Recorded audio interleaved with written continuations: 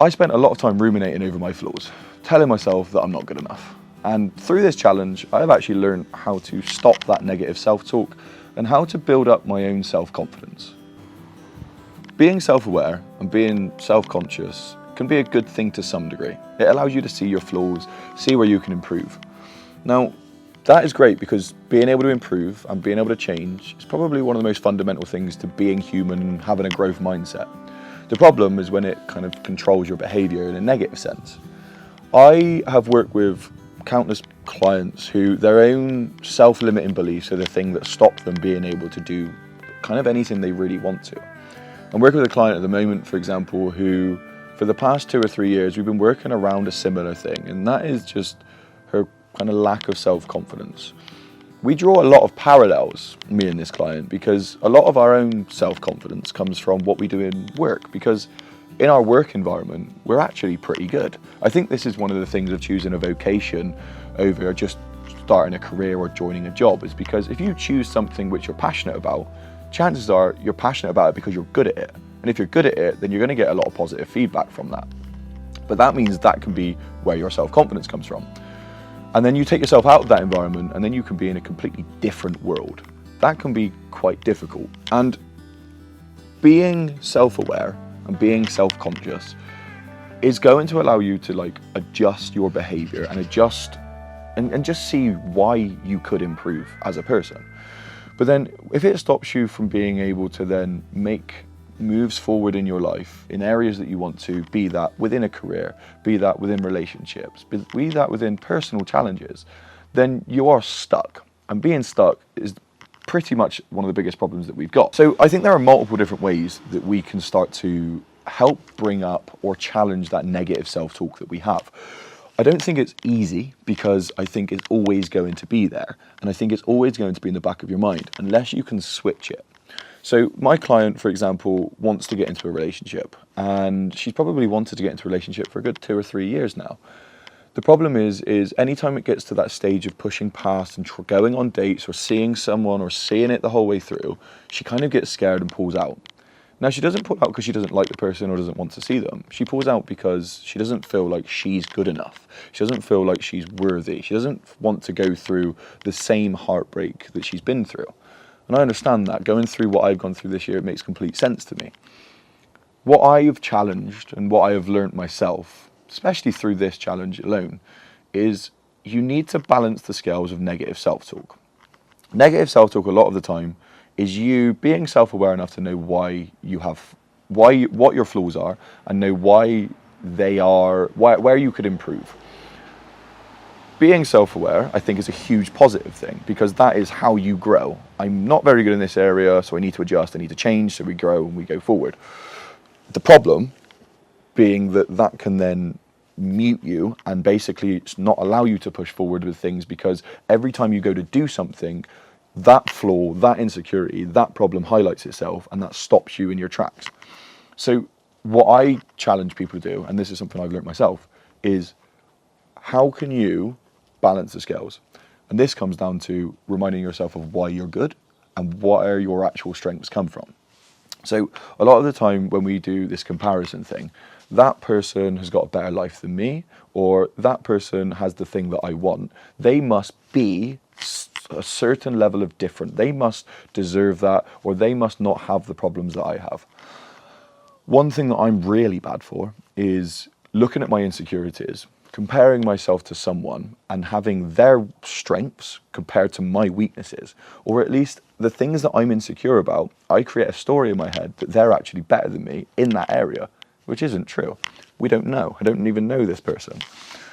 So rather than allowing that to be the thing which all consumes me and stops me from moving forward, I needed to find a way to allow myself to have the weaknesses that I have, allow myself to be not very good in certain areas, and for that to be okay because I'm rooted in some strengths that I know is true.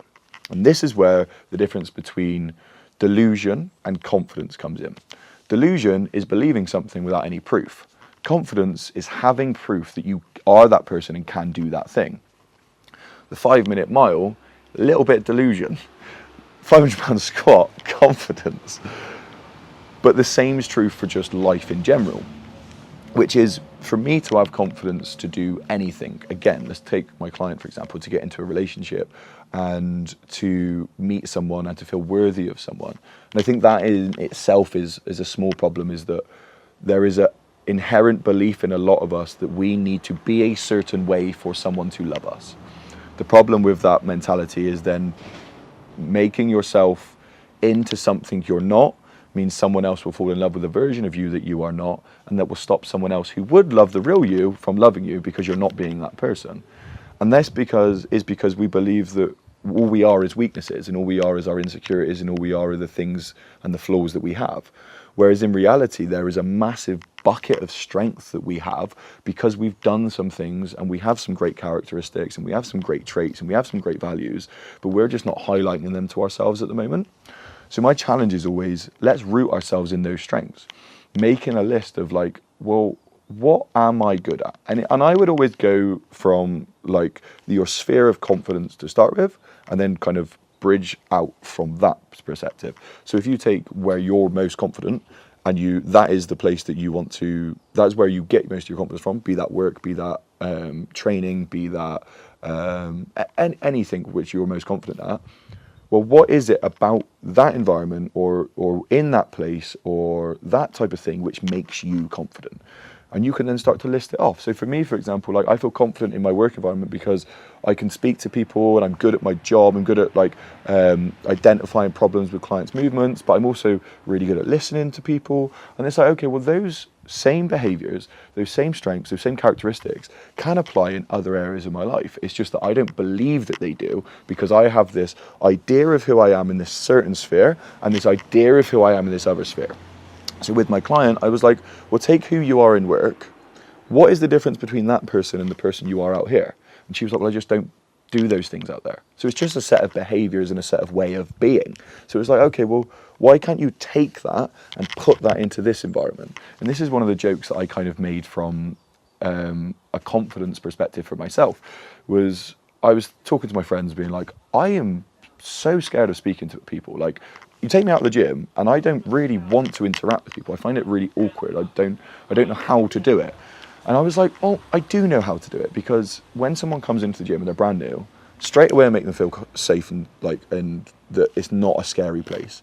So I make them feel at ease. I ask them how they're getting on with their day. I speak to them and just try to interact with them and make them feel comfortable.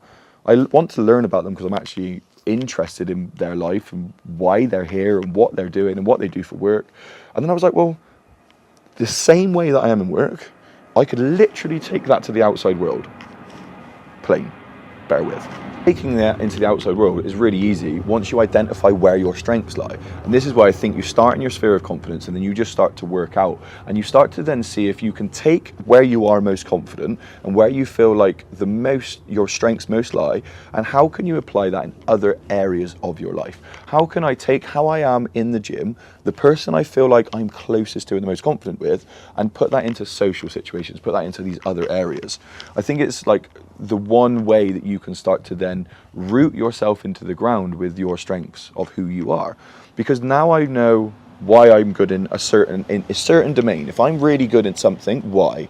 What are those strengths? As soon as I know those strengths, like, okay, well, those things still apply to me in the outside world, outside of that environment, which means that when I feel like I'm not confident in a certain place, I just remind myself of my strengths. When I feel insecure of certain things, I remind myself of my strengths. And this is where I can be unsatisfied with certain areas of my life and know that I can improve, while being super happy and super content with the fact that I have all of these great things about me.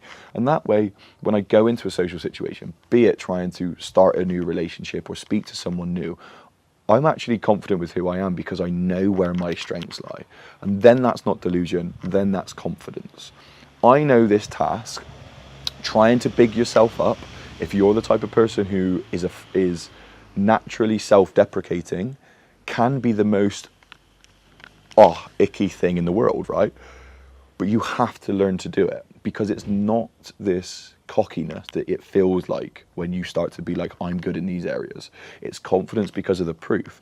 And if you don't know, speak to your friends, speak to your colleagues, speak to people around you. Why do you think I'm great? What is it about our relationship that you like? What is it about me that you like? And then they'll have all of these different things. On screen, you're gonna see my current mile PB. Less than 1% of the population can run a 5-minute mile. Less than 0.1% of the population can squat 500 pounds. And since learning this, I wanted to take some time to reflect on actually how cool it is to achieve what I've already achieved.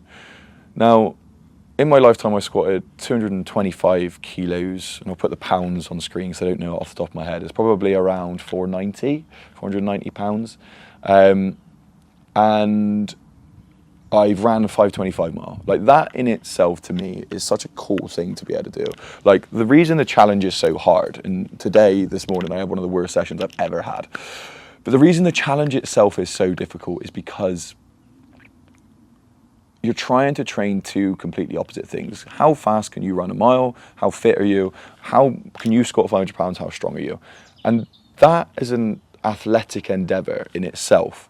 It's just such a cool thing to be going for. Like, if you are thinking of doing some kind of challenge like this, or the hybrid challenge, or thinking of doing the 500 pound squat 5-minute mile, I did a deep dive and looked at everyone who's done it and people who have attempted it and what their training has said and how they would adjust things as they go forward. And just have a little look. It's on one of the live VODs on the YouTube channel. Just have a little look at that, because you might start to see this theme, and that is, this challenge is one of the hardest things that anyone has ever tried to do. And I'm super grateful to be in a position to even be close, as close as I am. And one of the things that I'm going to do is I do the actual attempt on the 19th is whatever I run, I'm going to try and squat the same. If I run a 520 mile, I'm going to try and squat a 520 pound squat. And that is because, again, this little thing which I think we could probably learn from as a wrap up to all of this, I suppose, which is, you need to keep yourself motivated to be moving towards the goal that you want. Because to some degree, everything that we do in life can be meaningless unless we prescribe the meaning to it. So if I ran a 520 mile, to some degree, the challenge is void. I've not done the 5-minute mile, so I may as well not do the squat, right? But I actually think that what I'm doing is I'm not trying to squat 500 pounds and run a 5-minute mile. I'm trying to show myself and learn what I actually can do. What do I have in me if I put all my effort into it and my mind into it? It means that I can run a 520 mile if I run that, or 512 or whatever, and still have motivation to go and do the squat, because there's still a reason behind it, a meaning behind it. And if you're sat there wondering if you should make a change, wondering if you should do something, wondering if you should try and achieve the thing you're trying to achieve, and the little voice in your head that says it's pointless, you need to find a reason why it's not. And you need to create meaning from everything that you're doing. I think there are two types of people in the world. There are people that say they're going to do stuff, and there are people that do things, or at least attempt. I am very much someone who, if you are going to try, I will give you every ounce of me to try and help you achieve that goal. And I think you just need to commit to the trying. The only way you don't achieve something is to quit. And the only way that you don't know if you could achieve something is to quit. And I think this is why you need to just pick a goal, or you need to figure out what you want from life, and you need to just keep chasing it down no matter what. I think it is really pointless for you to sit there and want something without trying to do the work that is required to achieve that thing, because you are basically just beating yourself up for not having a thing that you're not willing to put the work in for. It's kind of nonsensical in that sense. So as we wrap this up, I suppose, to find your confidence, learn where your strengths lie, and kind of remind yourself of all of the cool things that you have done, all of the things and reasons why you're a great person, and all of the reasons why people love you and people like you. And then use that as proof to help build your confidence, to show you that you can do things. And then try stuff. Pick a goal that is outrageously difficult and try your best to achieve it. And then if you succeed or if you don't, you're going to learn and you're going to grow. And you're going to learn to be the type of person who can keep going. This challenge has taken everything from me, but it's also given me life this year. And I'm a huge proponent in you trying to find something that allows you to do the same. Try and figure out who you are. Try and figure out what you want from life. Try and figure out what it's going to take to get that thing. and try and build up yourself into the type of person that doesn't quit. My name's Charlie. This is Hack the Body, Hack the Mind. We will see you on the next one.